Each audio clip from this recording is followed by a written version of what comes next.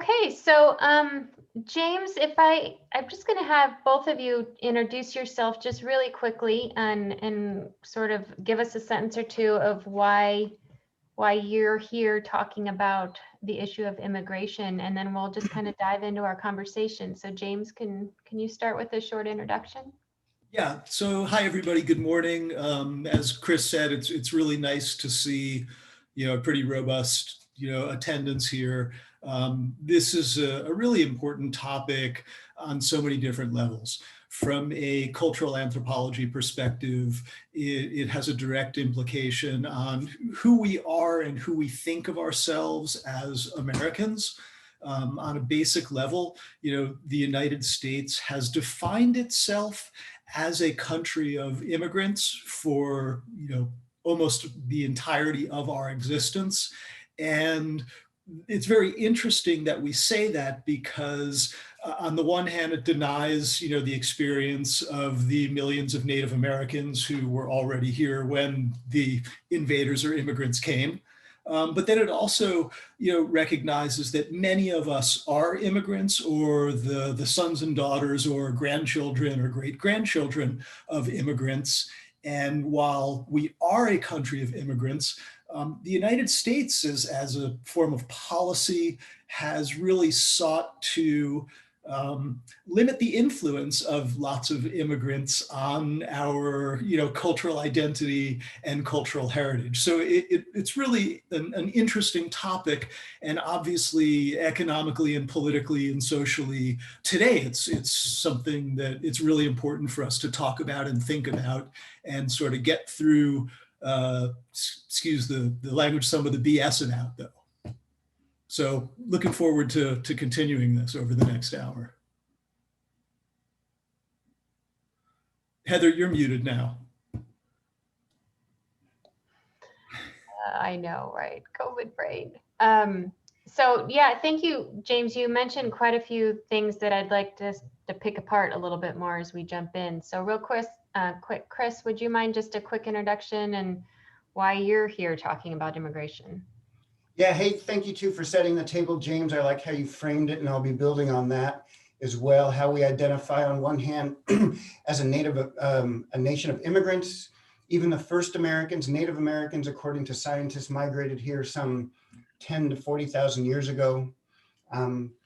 But myself, I am an immigrant, right? Like many of us or many of our ancestors. I was born in Mexico City to a Mexico City born father and an LA born mother. And the reason why I was lucky enough not to go through the rigmarole of getting papers and the naturalization process, my mom just filled out the paperwork at the hospital that I was an American born abroad. So when I lived for the first 5 years of my life in Mexico City, then we migrated to Los Angeles, where I grew up in a multi-ethnic, socioeconomically diverse neighborhood. Now I consider myself very lucky and entitled to have grown up in such a diverse neighborhood. So I really love teaching. I'm shamelessly plugging my Mexican American history class, in which we delve into this really, really deeply, the whole immigration debate over our nation's history. And I look forward to seeing, I notice some of you here are in my class, yay.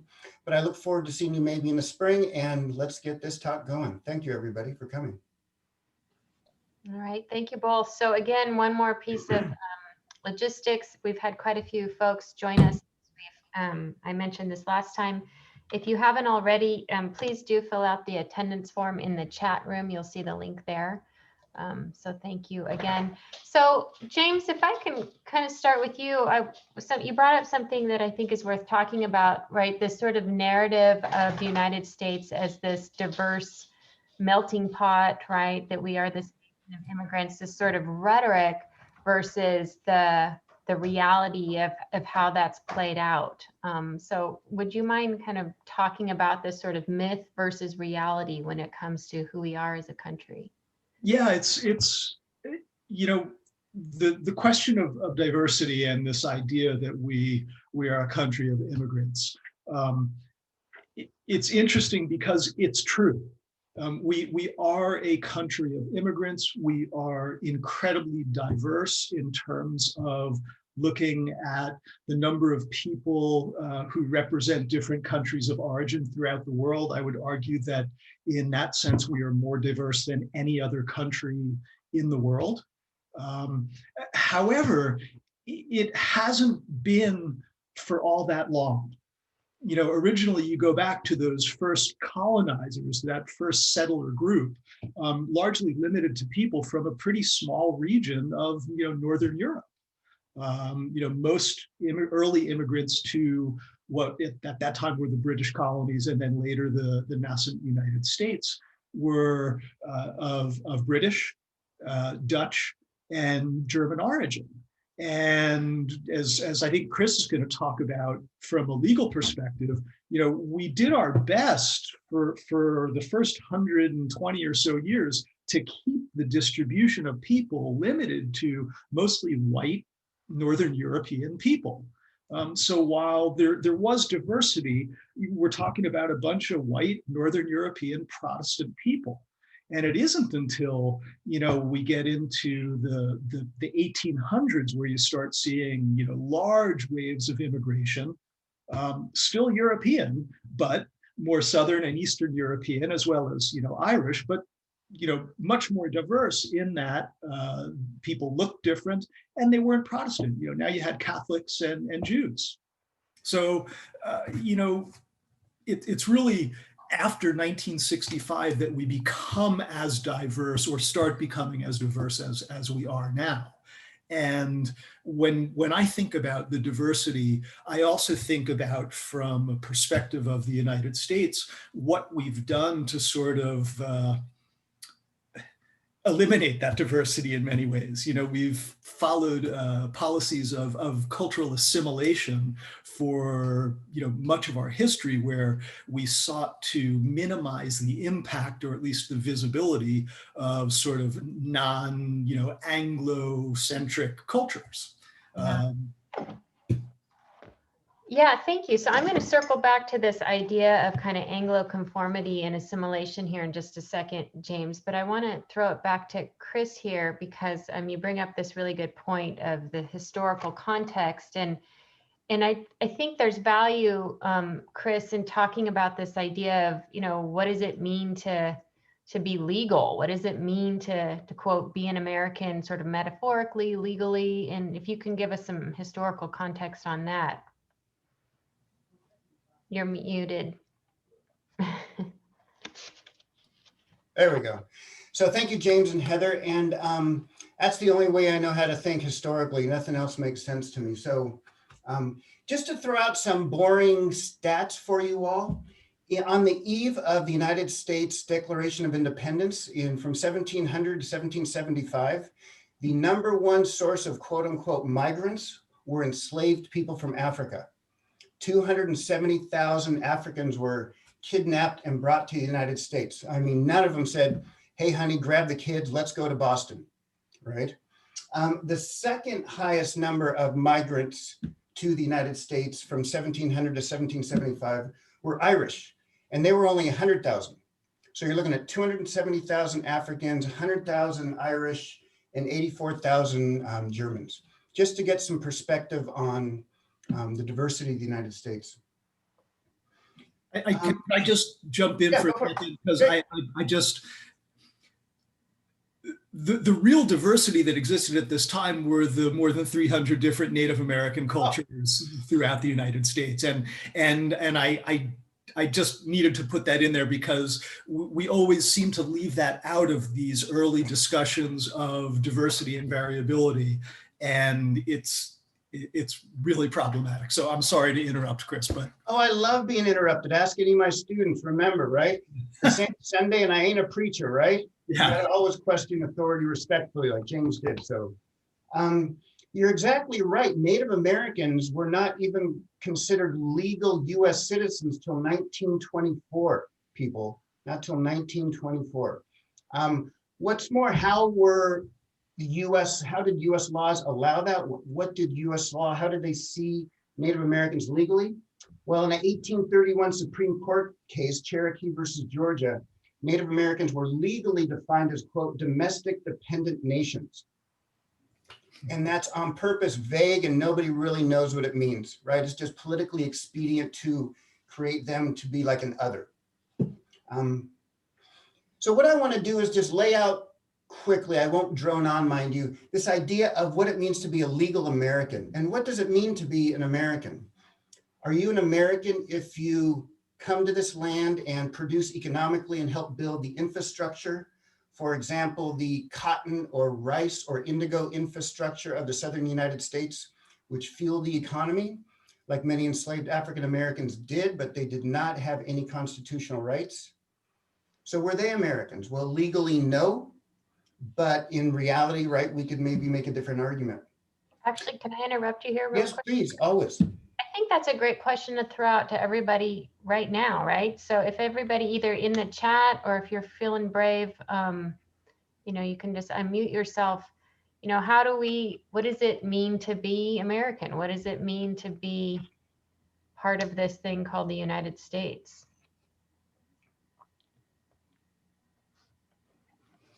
We're going to take our requisite slow sip, so you all press your unmute buttons.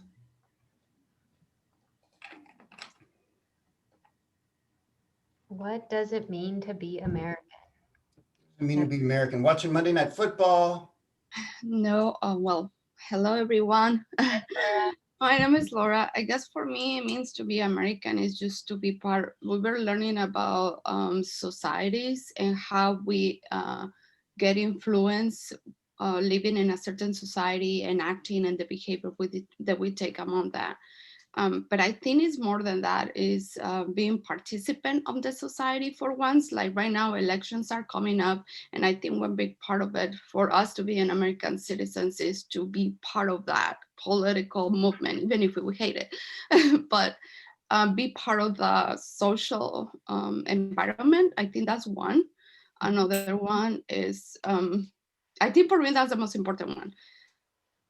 But also, contribute in what is not okay about our society. Sure. I don't know, that's my, because it's really important to, like right now, when you took the criticism from another person, you see it in a different perspective and you see it in a different context. So then you think about it, oh, you know what, maybe it's right. We should take this as an opportunity to make changes in our country or in our society and our way of thinking, etc. So I think that's also part of being American, not just the economy and the politics, etc. Thank you, Laura. Yeah, and to your point too, Jeff, right? This sort of participation, right? And having a voice in this thing that is America. So we have this sort of cultural definition, right, of what it means to be American. Anybody else?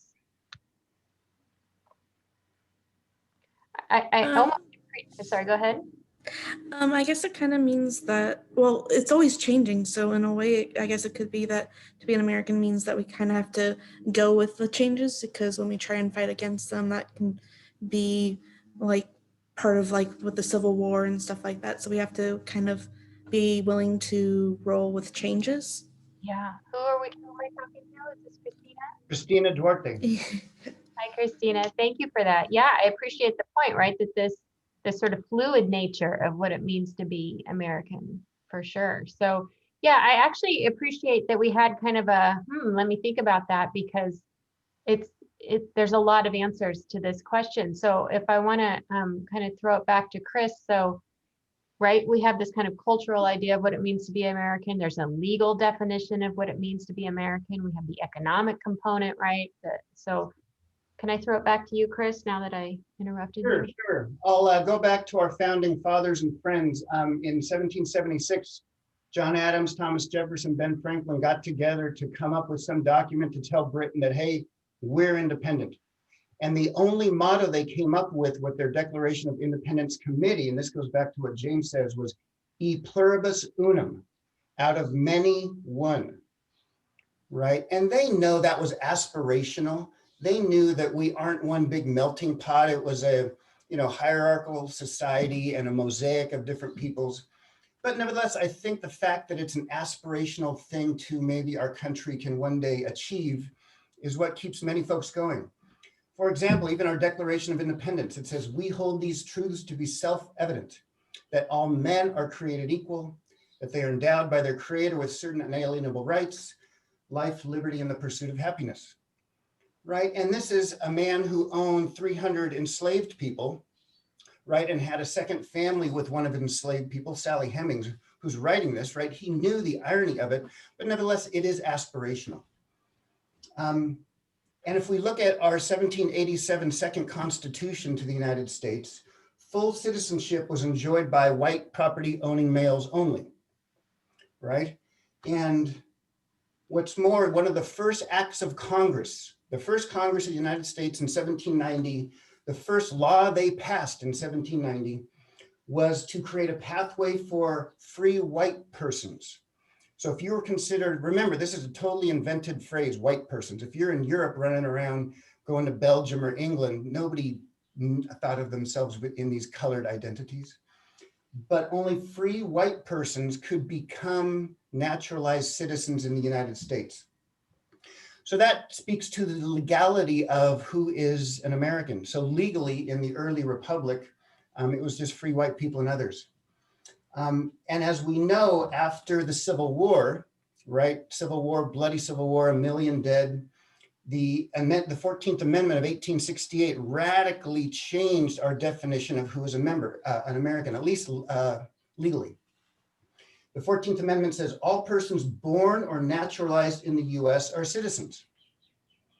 Okay, and we've heard recent calls to repeal the 14th Amendment, right? You've heard that. I see your name is Lau, is that right? Yeah, so we're still debating this, and we've been debating this since day one. And that's one of the major points I want to get across. This discussion is a discussion other folks in the US have been having since day one. And oh, by the way, as a Latin American historian, I'm going to start calling folks in the US not Americans. Because if you go to Argentina, they see themselves as Americans too, right? America is a whole hemisphere, right? It goes from Alaska to Argentina. So it's my bad too. So I still struggle with that. So can I interrupt you there? So it kind of, interrupt. and I want to tie it back to something James said earlier, right? So we have this idea almost of citizenship as this right versus a privilege, right? This sort of tension in here, right? So at the beginning, you know, it sounds what you're talking about, Chris, that the citizenship was really only granted to, you know, landowning white men. We have this idea of citizenship as a privilege, and then the 14th Amendment really flips that, right? At least theoretically, right? That anybody who is born here has the right to citizenship. But I want to circle back to something you said, James, about this idea of kind of Anglo conformity and the notion of you can be here, but you better essentially be white and take on white culture and white identity. So can I have you unpack that a little bit? This sort of this theory, again, this tension between we're a nation of diversity, but we all better take on sort of certain characteristics if you really want to belong. You know, what's interesting is that, you know, as Laura said and as Jeff wrote, the concept that we have now of what it means to be an American is very, very different than, you know, our legislators and political leaders and framers of these ideas had, you know, even as recently as the 1920s or 1930s. And both of you guys, you know, referenced this idea of being an active participant in American life, in social life, economic life, political life. And, you know, it's really changed that we now, I think, are getting to a point where we do have a much greater appreciation of diversity and multiculturalism, that there is a mosaic, as Chris, you know, referenced a little while ago. And we recognize that, you know, being American has much less to do with, you know, our you know, the language we speak, the religion we practice, the color of our skin, that it does with our acceptance of a set of ideals, norms, values, you know. But for a long time, it really was a policy based on assimilation. You're welcome to, well, not necessarily welcome to come here, but if you do come here, there is an expectation that you are going to take on the, you know, the Anglo-centric culture that was, you know, the predominant way of living in the United States. even to the point where, the origin of our public school system really was an attempt to take immigrant kids and teach them how to be American. Get them to follow a tight schedule, make them good factory workers, get them to learn English, dress and behave like, American kids. And so we've really done our best to try and create more of a singular culture. I'll go back to what Chris referenced with the e pluribus unum of many one. And one can say, hey, we're all in this together. The other is, give up your way and become one with mine. Right. So you can kind of take that in a couple of different ways. There seems, sorry to interrupt, but there seems two really good examples of that. You mentioned the public education system, and of course the boarding schools where Native children are torn from their families and their communities, and right, this idea of, okay, you could be here, but you need to take on white culture, white ideals, and the violence that is that. Absolutely. And so it's in that case, it was violence on multiple levels. It was cultural, sexual, and physical, and emotional. And just on a side note, as a country, we have not done a good job addressing those issues, whereas Canada has done a much better job. They actually had a nationwide commission to deal with that and make it part of their historical understanding of who they were. But getting back to this idea of, the assimilation, it's really hard to separate our concept of immigration from concepts of race. Because as Chris said, there were stipulations. You go back to the 1790 Naturalization Act, where it specifically limits citizenship to free white men. And even after 1868, where you get the 14th Amendment, well, there's also a stipulation for citizenship that is still white people and people who are of African origin. So you still had this idea of becoming a citizen of the United States was critically linked to this idea of what is whiteness. And there are actually a couple of Supreme Court cases in the 1920s by Asians who attempt to gain access to civil rights for white people, and they're deemed not to be white, and therefore they don't have rights. So we still are dealing with the legacy of this.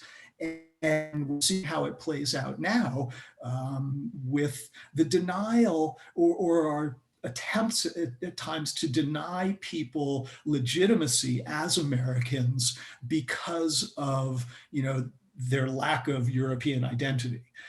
You don't see the same reaction in our contemporary society to immigrants who are from Europe as you do people from Africa, Asia, or other parts of the Americas. Right. This is a crude way to put it, right? But those folks from the shithole countries, quote unquote. Yes. Right. So I want to intersect. Laura, I think you had a question. Go ahead. Yeah, I wanted to say something. So I consider myself Mexican American, I could say. My parents are Mexicans. But see, that's the thing of the definition that a lot of people don't seem to understand. So I say, well, I'm Mexican, right? My parents are Mexican. However, my grandfather was from Spain, which is considered a European country. My great-grandmother was from France, which is also another European country. And that's one of the things that I noticed that we lack many times. I had the opportunity to live in different countries, and I see the difference in how they approach immigration and how they embrace people from other countries, and they don't see it as we see it here. And even I noticed in the last maybe couple of years or so, maybe a little bit more than that, we changed the perspective of how we looked at immigrants. We don't look at them as, oh, okay, well, maybe you have this background, as in a sociology class we have been learning. We don't see it as, oh, it's not your color of your skin, or who were your parents, or when you came here, or the blood that goes through your veins.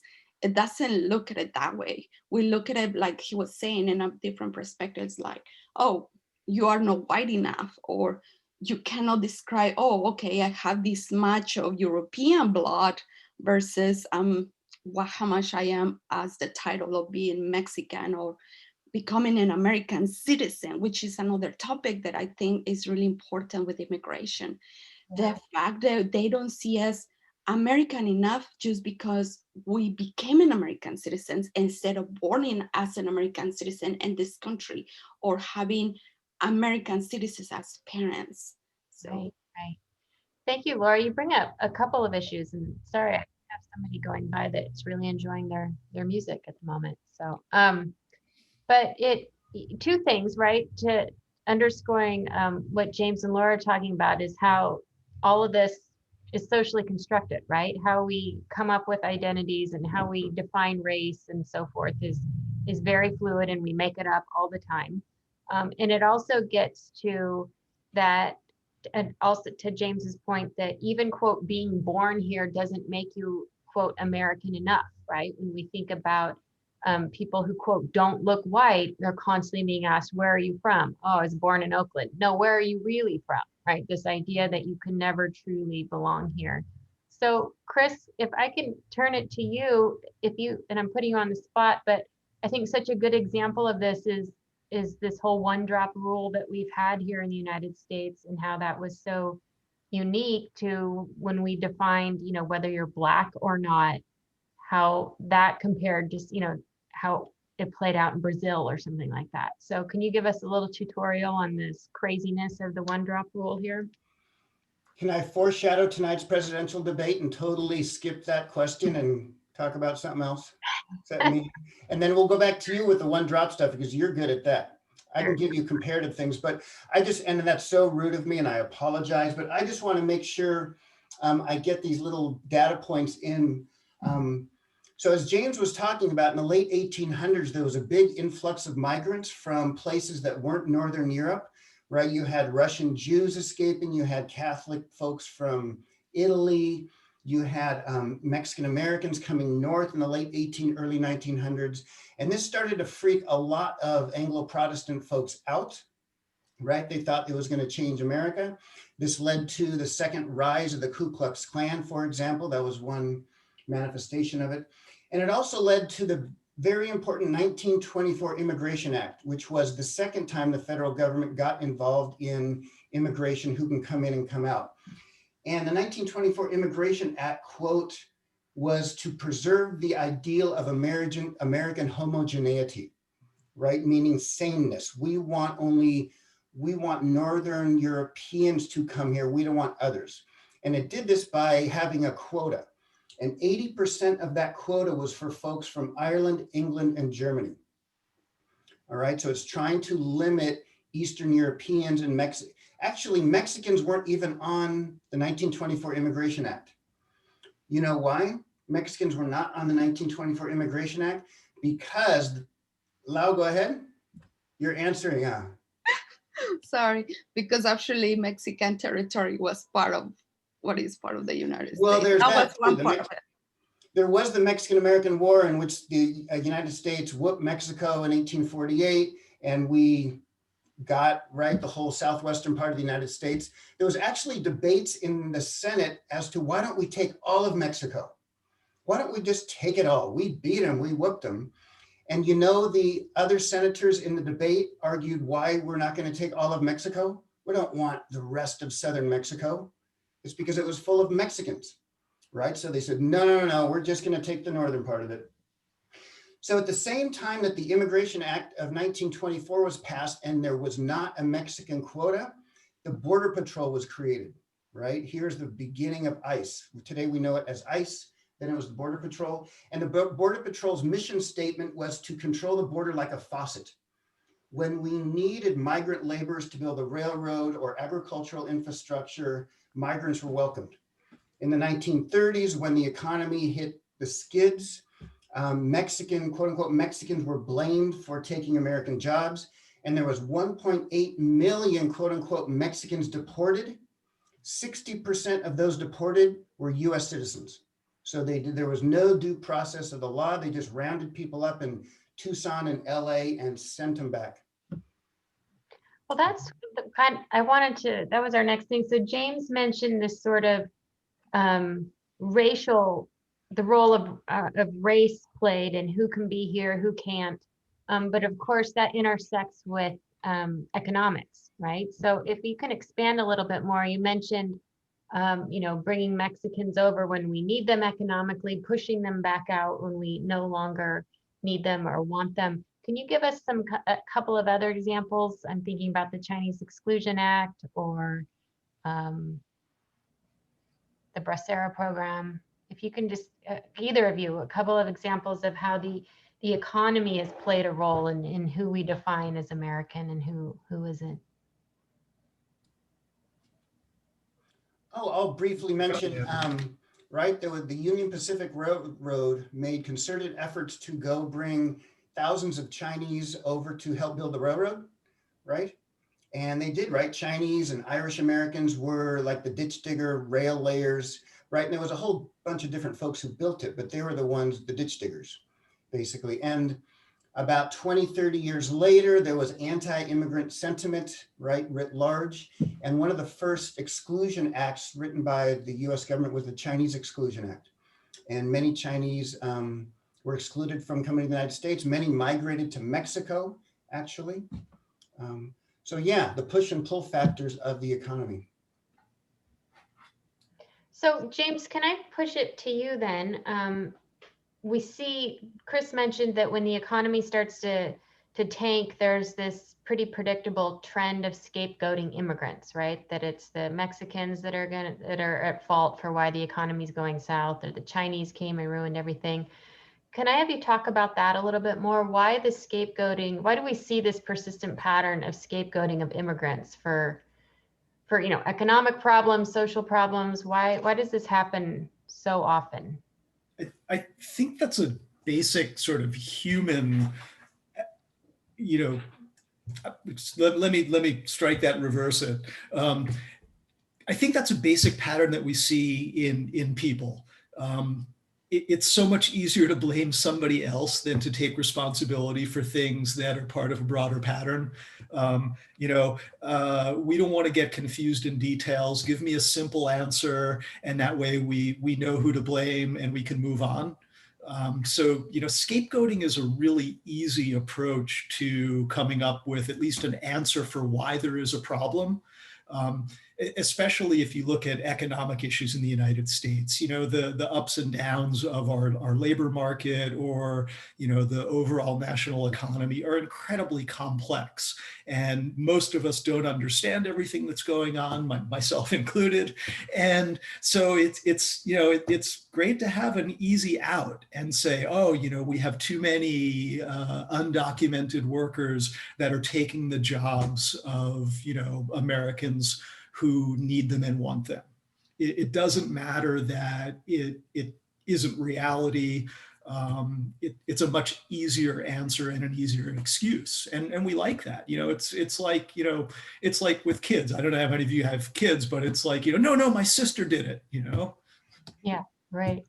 Yeah, because I was just thinking about, just kind of zoom forward in the immigration debate in the last 10 years here in the United States. The Trump campaign's focus on building a wall and anti-immigrant sentiment was really effective, right? That's one of the things that got him into office. And I don't mean this as a political discussion, but just thinking about why did that resonate with voters so much? Why?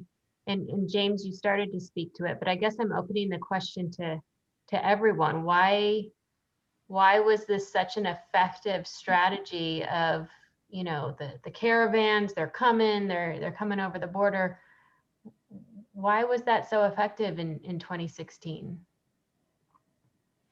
Anybody?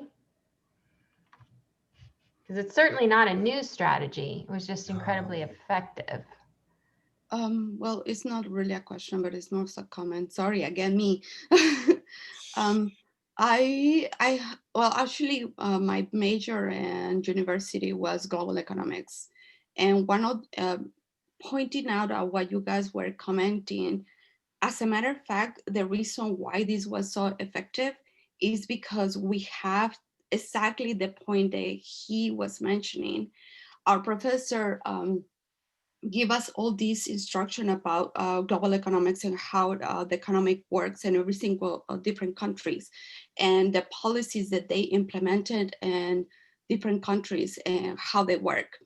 And the reason why this works exactly in the campaign, for my understanding, is because what he mentioned, we tend to look for anything to blame on. And the easiest way, again, going back to the way we see immigration, is as a race issue. Is oh, okay, so now we have all these other people we should not be taking care of. They are in our country taking a toll on our economy. So how we got rid of them? In reality, if we think about it economically, most of the jobs that these people do, most of us, we're not gonna take them. So it's a given and taken an economic perspective, because you don't wanna get rid of this immigration that is coming to take jobs that nobody else will take. Even there was, I think, a movie where they did this sociological experiment, where what will happen if they take all the immigrants outside of the United States, and it was only the people that, quote unquote, is an American citizen. And it turns out that it was such a bad thing that happened after that, that nobody want to take over these jobs. And then we have all this crisis having tomatoes. So it was like a drug dealing. Instead of having drugs, it was a drug deal. It was a tomato dealing of having this food consumption, not having all these different ideas or different perspectives and cultural behavior. So when Mr. Trump came into the campaign, he put this imaginative, ideal environment that was gonna give a solution to the problem, which a lot of people didn't understand, that that wasn't the solution. They just saw it as, oh yes, well, it's giving us an option, something different that is gonna make change. But it was just pretty much a dream, because if you talk with an economist, that will never work. So I Yeah. don't know if it makes sense. Sometimes I don't know how to explain myself, but yeah. You're right on. And I would second that. What has been happening, of course, is globalization, right? And globalization has pulled the economic rug out from particularly white working class America, in a way that has created some very real economic trauma and anger and frustration, right? So, and jump in here, Chris and James, if I'm heading out in the left field, but the Trump campaign pulled on a well-worn playbook of, people are angry, they're frustrated for very legitimate reasons.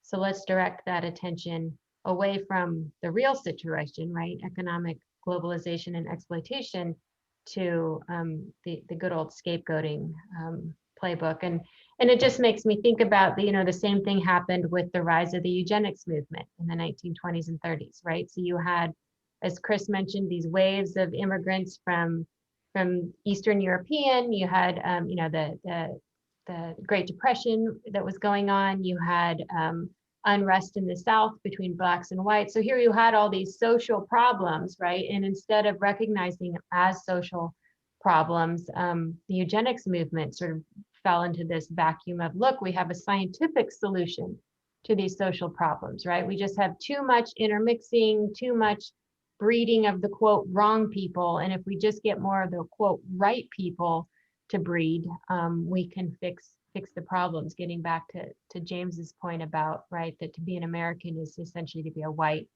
heterosexual Christian male, if we're going to be specific. So I think it's important to to recognize and to really sort of focus first on what you just said, Heather, that the economic difficulties faced by massive numbers of Americans were very real and are very real. And because, you know, you think about it, well, who were some of the people that were really affected? Well, a lot of them were, you know, white middle-class people who, you know, were homeowners. They were putting their kids through school. They were, you know, realizing the American dream. And as you said, they kind of had the rug pulled out from under them. And, you know, the economic downturn tied in with globalization and the moving of, you know, well-paying manufacturing jobs and other industries out of the United States, it also corresponded with lots of immigration of very diverse people into the United States. So, you know, that wasn't a difficult argument for people who wanted to make it to make. And so it not only became a racial, but also a cultural argument. And I want to sort of piggyback on what you were saying about the eugenics movement, where it linked to biology, but there was also a cultural thing. And if you go back far enough, you know, I'm Spanish, Irish, Portuguese, Italian, you know, and, you know, Northern European ancestry. And, you know, it's okay, Irish people, they were lazy drunks, right? Italians were criminals, mafia people. You know, Eastern European Jews were going to rob you. You know, so there are all of these racist stereotypes about those people that basically were othering them in all sorts of ways. And so it was then the eugenics movement, and Chris, you probably know more about this, then attempting to tie it in not only to culture, but biology. Yeah. And then it's like the importance of keeping everybody apart. So, you know, we're really susceptible to wanting to find a justification for, you know, these feelings we're having. Right. And that, I mean, I'm looking at the time and I wanted to kind of fast forward, because kind of to parse sort of the deserving immigrant versus the undeserving immigrant, right? When we think about, I'm thinking about refugees, right? And people seeking asylum versus people coming for economic reasons. You know, and Chris, if I could pick on you, were mentioning some numbers about in quotas, right? About Syrian refugees. I think you mentioned this yesterday or something. So I guess I just want to talk sort of logistically, but also sort of culturally of who deserves to come here, who doesn't, and how that ties into the current detention camps on the border and how we're treating, you know, families and children. So that's a lot, but I want to kind of fast forward. All right, I'll try to keep it short. Yeah, this is a long debate we've been having. The first time it comes to my mind is in the 1930s, many German Jews sought asylum in the United States.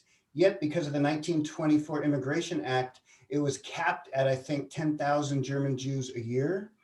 And many were turned away. Albert Einstein's family got asylum and they came in here.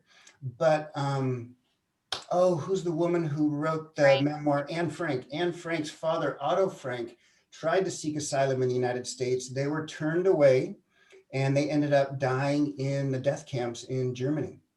So this sparked US administration to, after post-World War II, we were a signature to the UN refugee asylum laws, and we ended up accepting 40,000 and 70,000 refugees a year.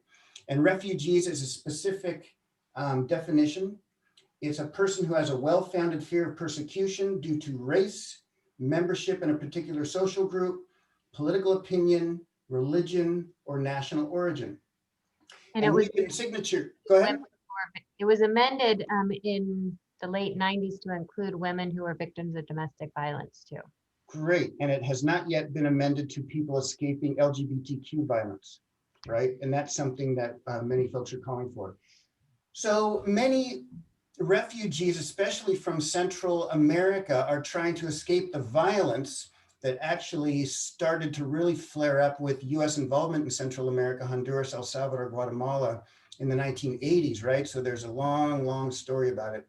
So they're escaping the gang violence, right? That's just tearing apart those nations. and coming together in caravans because it's safer. They can avoid the human trafficking mafia, try to at least, and then come up to the United States to seek asylum. But as you might know, many of them are kept from crossing the border, so they cannot cross over and seek asylum and apply for these asylum as a refugee. So it's really a horrific political attack on these people who are the most vulnerable, right? Our country can take it. Our country, literally, economically, if I just want to be a cold-hearted economist, we need migrants to do this work. As Lau was saying, there's tomatoes rotting on the vine, there's blueberries rotting, there's labor need to be done in the United States. And unfortunately, many folks in the US are attacking these very vulnerable refugees who are escaping almost certain death if they go back to Honduras, El Salvador, or Guatemala. And some of the images of these thousands of people in these concentration camps on the border are just horrendously tragic. And just one final note, there's been reports, I think it came out 2 weeks ago, that at least dozens of women in these concentration camps on the border, these detainment of refugees, have been sterilized without their knowledge, right? And it's just horrific, horrific. So it's something I think we need to bravely face and talk about.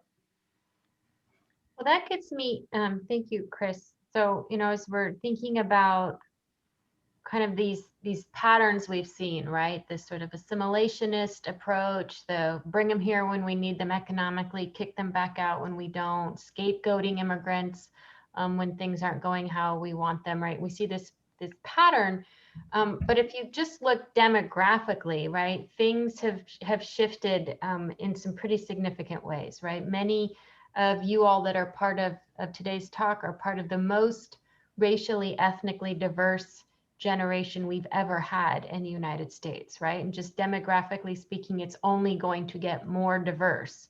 So James, if I can have you kind of unpack that a little bit, will these sort of tried and true strategies, I would argue racist strategies of dealing with, quote, immigrants, are they going to continue to work, or is the demographic changes, what do you see moving forward about issues of immigration? I'm somewhat of an optimist on a number of levels. I believe in the promise of the United States, and I hope that we will continue to make changes and improvements, and at some point, fulfill that promise for everybody. If we look just at numbers, immigrants make up about 14% of the US population. And if we include their kids who were born here, it's almost 30% of the US population is made up of immigrants and their kids. Think about your own families. I think about my family. My wife is an immigrant. My son was born outside of the United States. We're multi-ethnic, multiracial, and I think there are more and more Americans who are in that demographic. I think we're also more cognizant of the economic benefits of immigration. You might be familiar with this sociologist, Annalise Saxenian. Do you know her? She's right now, she's the dean of the UC Berkeley School of Information, but she basically links the rise of the high-tech boom in the United States to changes in our immigration policy, because many of the scientists, the tech people, engineers, computer geniuses came from outside of the United States. And I think that we recognize that when immigrants come here, what do? Well, they work their butts off. They start businesses. They hire other people. They make massive contributions to our country. And as a bunch of you guys said, back at the beginning, what makes an American American?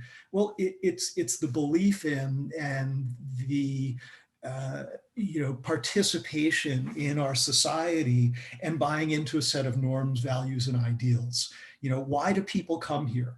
Well, they come here because they recognize that, regardless of what's going on economically, socially, politically, there's probably more opportunity here than just about anywhere else in the world. And they want to participate in that. you know? And so I think that there will be change. You know, many people say, okay, we need border security, we need to control things, but 76% of Americans, when polled, say we need large-scale immigration reform that's more realistic. We have a lot of undocumented people in the United States, 11 million, but more than half of those have been living here for 50 years, for 10 years or more. You know, 30% of those people have US born kids. And you think about it, those people, they pay taxes, they contribute, you know, 50, somewhere between 50 and 75% of undocumented people file state and federal taxes. They want to participate. They want to, you know, be legitimate legal members of society. And I think most Americans recognize that and are sympathetic to it. So I think that there is a possibility for us to make reforms. Right. Thank you. Yeah, I mean, we didn't even get into DACA, right? The Deferred Action for Childhood Arrivals.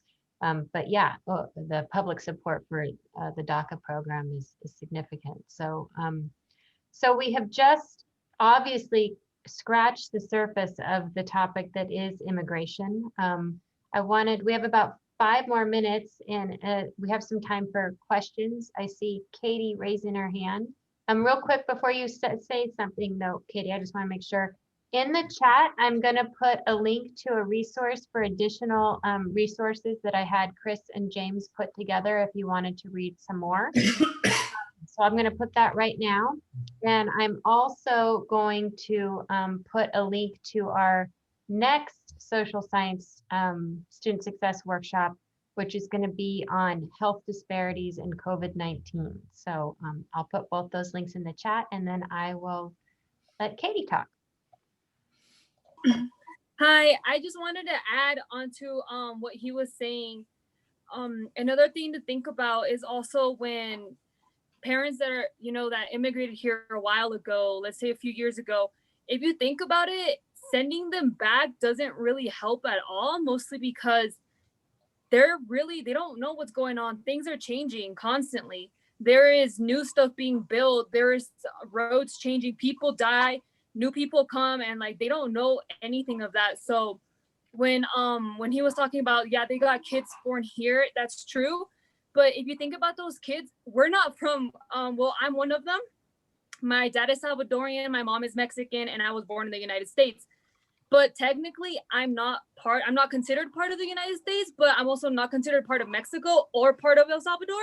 So I'm kind of sitting here like in this area where like no one wants me because of my race, because of my parents. But you know, like it's more of like a thing where like you got to sit there and think about like, yeah, we participate, I know everything, I know the history. So like it's more of like people earn the right to be, you know, considered somewhat American. Like if like my parents, they pay taxes, they're highly involved in everything. And it's more of like they kind of, you know, if you think about it, they're not here to damage the economy. They're not here to, you know, violence or anything like that. They're mostly here because they want to be here. They want to be a part of, you know, the United States. And I think that's another good factor that, you know, many people don't think about, that, you know, these kids, they don't really know where they belong because they go to Mexico and what do they tell you? You're not from here, you're white.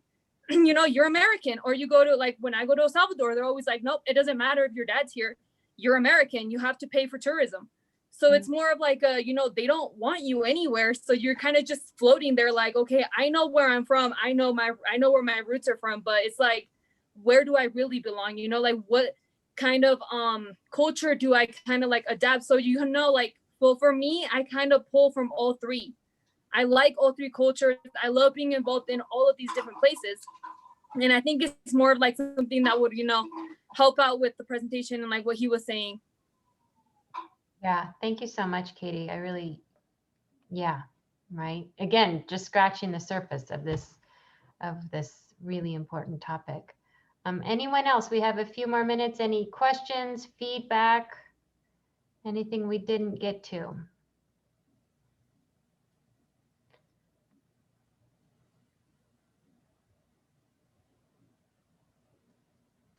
Yeah, just really briefly, you addressed almost all the questions I had. Thanks very much.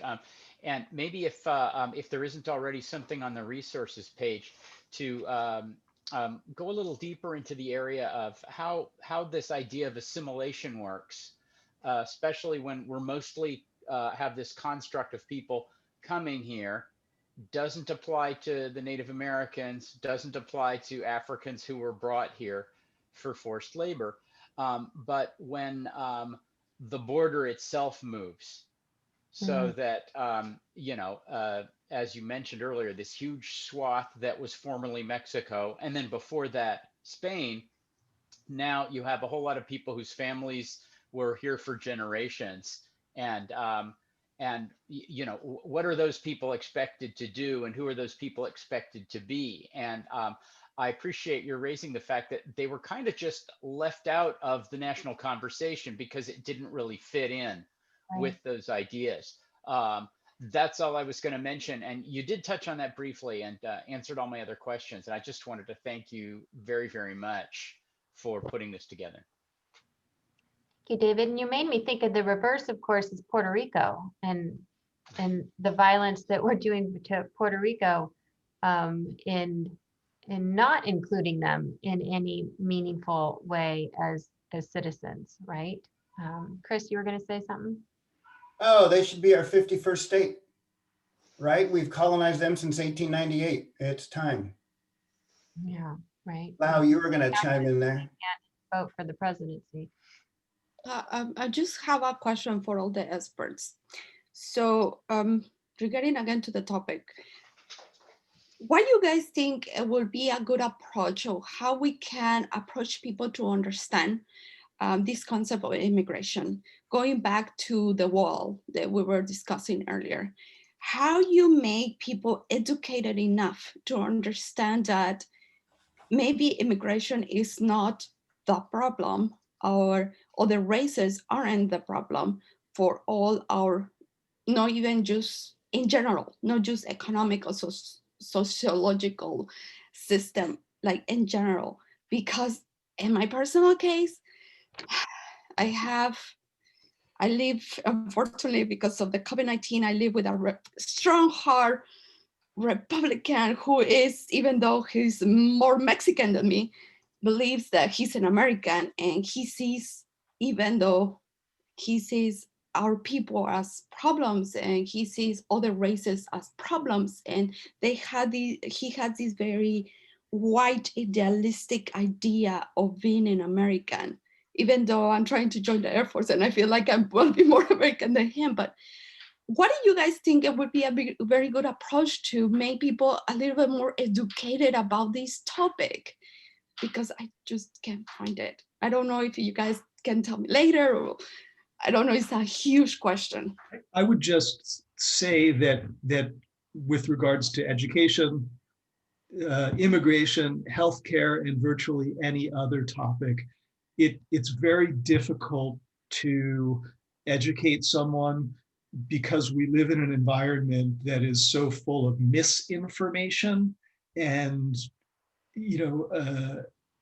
deliberate attempts to misinform people for some outcome. And so there's an economic or political benefit to people not knowing the truth. It's really difficult to even get accurate information to people. And so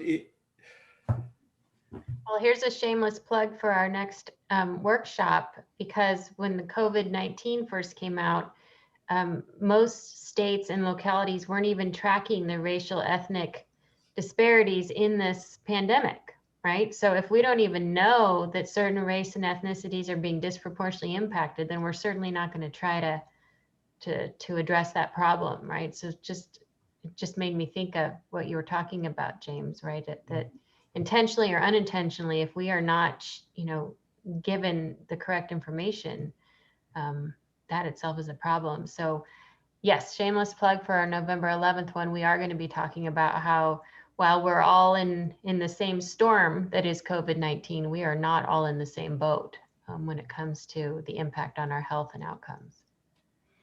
Well said, and I'll just chime in, Lau. In this really, really crazy, historic, stressful time, try to reach into that well of grace and give yourself grace and give others grace, because we're all just tense. The levels of tension everywhere is so high, and it just makes these polarizing ideas even more polarized.